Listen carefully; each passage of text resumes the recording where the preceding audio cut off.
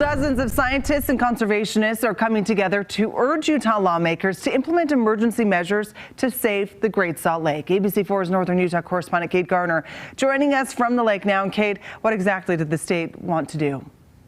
Those conservationists and scientists say if the state doesn't drastically increase water flow into the Great Salt Lake in 2023 and 2024, that there'll be huge impacts on Utah's public health, environment, and economy. We've come up about a half a foot since the historic low that was set this past October. Laura Vernon with Utah Division of Water Resources says this fall was good to the lake. But we're going to need a lot of water. She says in a typical year, the lake loses 2 feet of water to evaporation and gains it back in the winter. Unfortunately, the past 2 years, we have seen the lake come up less than 1 foot. To double the amount of water delivered to the lake, researchers have some suggestions.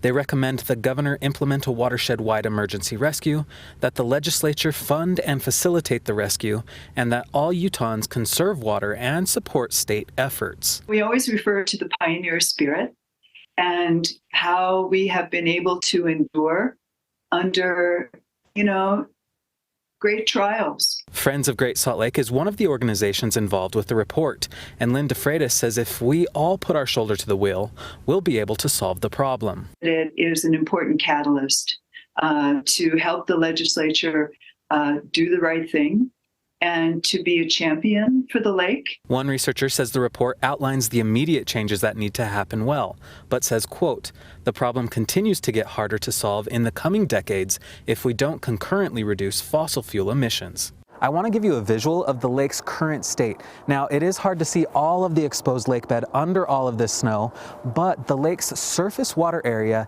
is about half the size that it should be. Reporting from the Great Salt Lake, Kate Garner, ABC4 News.